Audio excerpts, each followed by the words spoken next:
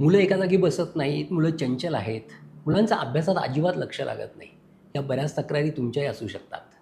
पालकांमध्ये ह्या नित्याने दिसणाऱ्या तक्रारी का बरं आहेत? त्याचाच आज आपण उहापोह घेणार आहोत. त्याच्यामागची कारणं आपण बघणार आहोत आणि त्याच्यावर काही उपाय आहेत का हे आज आपण पाहणार आहोत. मी वैद्य अतुल काळे, पसायदान आयुर्वेदच्या होई आयुर्वेद साक्षरवर आपल्या सगळ्यांचं खूप खूप स्वागत करतो. तर चला पाहूयात मुलांची एकाग्रता कशी वाढवायची, मुलांची बुद्धिमत्ता कशी वाढवायची आणि मुलांची आकलनशक्ती आणि धारणाशक्ती कशी वाढवायची. तर आयुर्वेदामध्ये धी, धृती आणि स्मृती अशा 3 गोष्टी सांगितलेल्या आहेत. धी म्हणजे काय तर बुद्धी, धृती म्हणजे काय तर धारणशक्ती. आपण जे काही वाचू, आपण जे काही ऐकू ते आपल्या बुद्धीमध्ये धारण करता आलं पाहिजे. आणि तिसरी म्हणजे स्मृती म्हणजे स्मरणशक्ती. म्हणजे आपण जे काही ऐकलेलं आहे, जे काही वाचलेलं आहे ते लक्षात ठेवण्याची शक्ती. ह्या जर तिन्ही शक्ती चांगल्या असतील तर मुलं आपल्या अभ्यासामध्येही आणि इतर गोष्टींमध्येही चांगली परफॉर्म करताना दिसतील. मुलांमधल्या तिन्ही शक्ती जर वाढवायच्या असतील तर आपल्याला आयुर्वेदाने सांगितलेल्या काही गोष्टी नक्कीच फॉलो कराव्या लागतील. त्यात आज आपण पाहणार आहोत. त्याआधी आपण मुलांमध्ये ज्या काही कमतरता आहेत, शैक्षणिक कमतरता जाणवतात, बुद्धीची कमतरता जाणवते किंवा स्मरणशक्तीची कमतरता जाणवते, त्यासाठी आपण कारणांचा आधी अभ्यास केला पाहिजे. तर प्रथमतः कुठल्याही गोष्टीचं कारण कळालं, की आपण त्याच्यावर फार छान काम करू शकतो. तर मुळात मुलांमध्ये असणारी चंचलता, एकाग्रता कमी असणे यामागचं महत्त्वाचं कारण कोणतं असेल तर आई-बाप. आश्चर्य वाटलं ना? आश्चर्य वाटण्यासारखीच गोष्ट आहे. आमच्या दवाखान्यामध्ये मुलांना पालक घेऊन येतात. तेव्हा पालकांना थोडा वेळ आमच्याशी बोलण्यासाठी हवा असतो म्हणून मुलांच्या हातामध्ये मोबाईल दिला जातो. पण या मोबाईल देण्याच्या सवयीमुळे किंवा मुलांना लागलेल्या सवयीमुळे त्यांच्यामध्ये चंचलता वाढते. मोबाईल हा मुलांच्या एकाग्रतेच्या मुळावरचा पहिला घाव असतो, हे कधी लक्षात ठेवा. पण असं का होतं? तुम्ही म्हणाल मोबाईल दिल्याने कसं काय बाबा एकाग्रतेमध्ये फरक पडतो? तेही सांगतो. तर आपण जेव्हा मोबाईल पाहत असतो, तेव्हा आपण चलचित्र पाहत असतो किंवा मुलांना कार्टून लावून दिलं जातं मोबाईलवर. ते चल कार्टून असतं. त्याला आपण म्हणतो ऑडिओ व्हिज्युअल. आणि त्याच्यामध्ये होतं काय नेमकं, तर आपल्या डोळ्यासमोरून पर सेकंद 15 ते 60 फिल्म्स जात असतात. म्हणजे विचार करा, आपण एखादा फोटो पाहतो, तो एकच असतो, एकच पाहत असतो आणि जेव्हा आपण पिक्चर पाहतो किंवा मूव्ही पाहत असतो, तेव्हा आपल्या डोळ्यासमोरून एका सेकंदामध्ये 15 ते 60 फिल्म्स जात असतात. त्याने होतं काय मग? तर आपण जरी आपल्याला जर प्रत्यक्षदर्शी जरी आपल्याला ते चलचित्र वाटत असलं, आपल्यासमोर कोणीतरी बोलतंय असं वाटत असलं, तर प्रत्यक्षात त्या 15 ते 60 फिल्म्स असतात, जात असतात त्या आपल्या डोळ्यासमोरून आणि आपल्याला चलचित्राचा आभास होत असतो. परंतु हे आपल्या चाणाक्ष मेंदूमध्ये नोट डाऊन होत असतं. आपल्या डोळ्यामध्ये नोट डाऊन होत असतं आणि ती चंचलता, त्या चलचित्रामध्ये असणारी चंचलता म्हणजे 15 ते 60 फिल्म ज्या झरतात, त्यांची चंचलता ही आपल्या मेंदूमध्ये नोट डाऊन होत असते आणि त्याच्यामुळे मेंदूमध्ये चंचलता यायला लागते. मुलांची एकाग्रता कमी होते.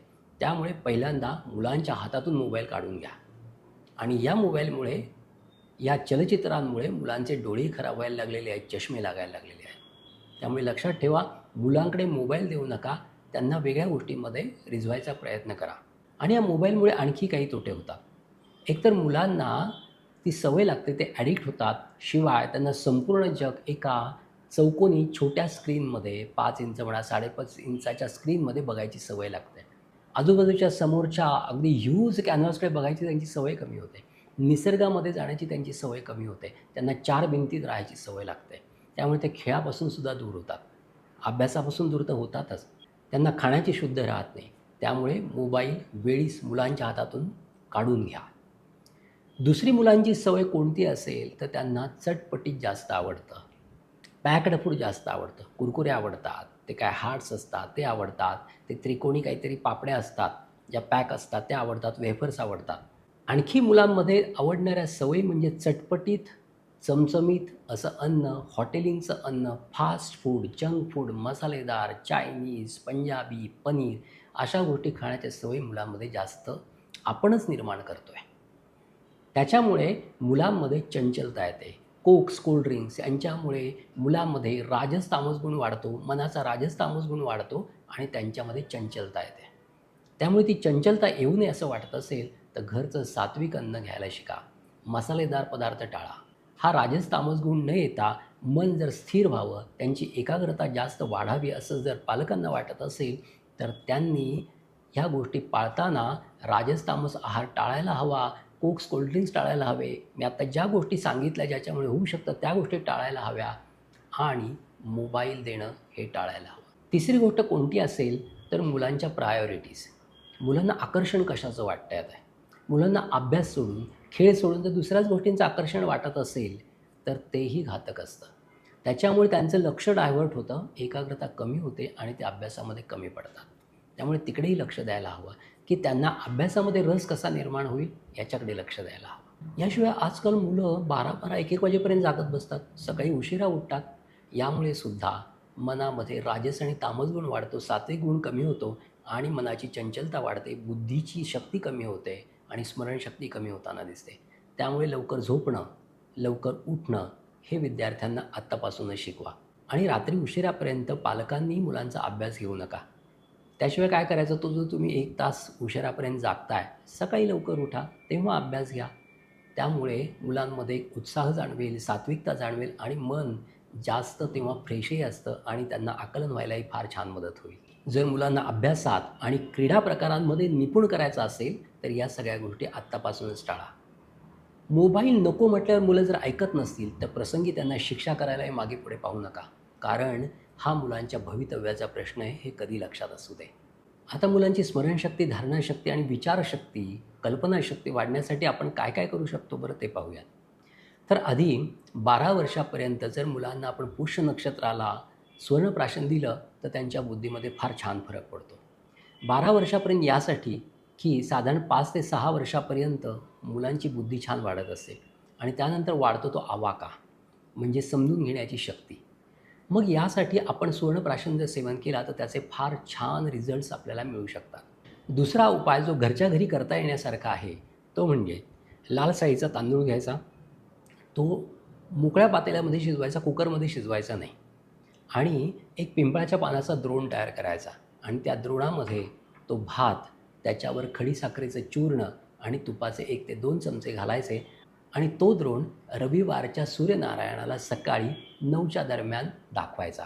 अर्धा तास त्या सूर्यनारायणासमोर ठेवायचा आणि त्या द्रोणामधला भात व्यवस्थित कालवून मुलांना खायला द्यायचा.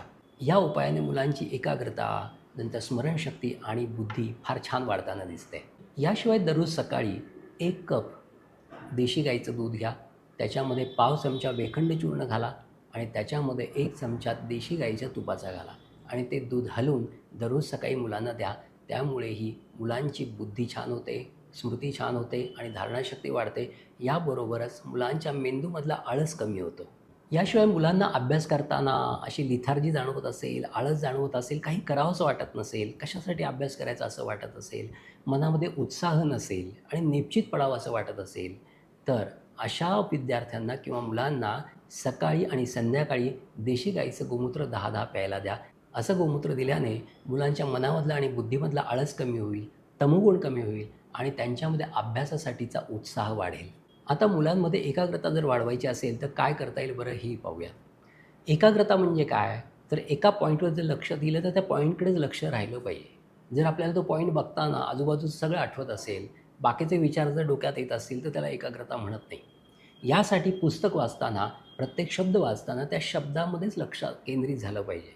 त्याला म्हणायचं एकाग्रता. मग जर आपल्याला त्या मुलांमध्ये एकाग्रता वाढवायची असेल तर काय करावं लागेल? त्याच्यासाठी काही व्यायाम आहेत, ते आज आपण पाहूयात. तर त्राटक हा सगळ्यात महत्त्वाचा व्यायाम आहे. त्राटकमध्ये काय करायचं? तर एका खोलीमध्ये अंधार करायचा, मुलांना एका चटईवर बसवायचं आणि साधारण 10 फुटावर नजरेच्या लेव्हलवर एक मेणबत्ती लावायची आणि त्या मेणबत्तीकडे बघत राहायचं. याला म्हणायचं त्राटक.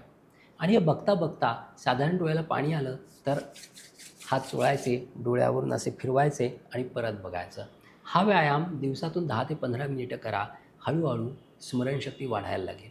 आणखी याशिवाय त्राटक करताना आणखी एक गोष्ट करायची. 10 फुटावरची मेणबत्ती आणि 1 फुटावरचं बोट. बोटाकडून मेणबत्तीकडे बघायचं, मेणबत्तीकडून परत बोटाकडे बघायचं. अशी ही क्रिया अल्टरनेट करत राहायचं आणि ते करताना हेच लक्षात ठेवायचं की मेणबत्ती म्हणजे मेणबत्ती हीच माझ्यासमोर आहे आणि बोट म्हणजे बोटच माझ्यासमोर आहे. या दोन्ही गोष्टींव्यतिरिक्त काहीही नाही. असंही लक्षात घेतलं तर आपल्या असं लक्षात येईल की आपलं कॉन्सन्ट्रेशन हे जरी या मोमेंटमध्ये इकडं-तिकडं झालं तर ते तिथेच राहतं आहे. वाचण्यामध्ये जेव्हा आपण आपली नजर फिरवतो आणि आपले पॉईंट्स बदलत असतो, तेव्हा आपली एकाग्रता तशीच टिकून राहते. नंतरचा एकाग्रता वाढवण्याचा एक फार सुंदर उपाय तो सांगतो. त्याच्यामध्ये काय करायचं, जस्ट एक ताट घ्यायचं. त्याच्यामध्ये साधारण 1-1 चमचा प्रत्येक धान्य एकत्र करायचं. म्हणजे गहू आहे, बाजरी आहे, ज्वारी आहे, डाळी आहेत, असं एकत्र करायचं आणि विद्यार्थ्यांना निवडायला सांगायचं. आता निवडताना होतं काय, की अरे मुगाचा दाणा वेगळा, गव्हाचा दाणा वेगळा, ज्वारीचा दाणा वेगळा, असं एकत्र असलेलं वेगवेगळं करताना प्रत्येक दाण्यामध्ये त्यांचं कॉन्सन्ट्रेशन व्हायला लागतं. कारण मुगाचा दाणा वेगळा असतो, गव्हाचा दाणा वेगळा असतो. असं कॉन्सन्ट्रेशन असल्यामुळे आणि ते वेगळं करत गेल्यामुळे त्यांची एकाग्रता वाढते. यासाठी हाही व्यायाम फार महत्त्वाचा आहे, जो विद्यार्थ्यांनी केला पाहिजे. हे सर्व उपाय आम्ही आमच्या दवाखान्यामध्ये करत असतो. ते अनुभवाने सिद्ध आहेत. बऱ्याच जणांना त्याचा फायदा झालेला आहे. ते तुम्हीही करून पहा आणि जर तुम्हाला उपयोग झाला, तुमच्या मुलामध्ये स्मरणशक्ती, बुद्धी यांचा चांगला विकास झाला, तर हे आयुर्वेदामृत इतरांनाही द्या. म्हणजेच शेअर, लाईक आणि सबस्क्राईब करायला विसरू नका. तुमचा लोभ असाच नित्य राहू दे. आता एवढं बोलून आपण ह्या व्हिडिओमध्ये इथेच रजा घेऊयात. धन्यवाद. ओम धन्वंतरये नमः.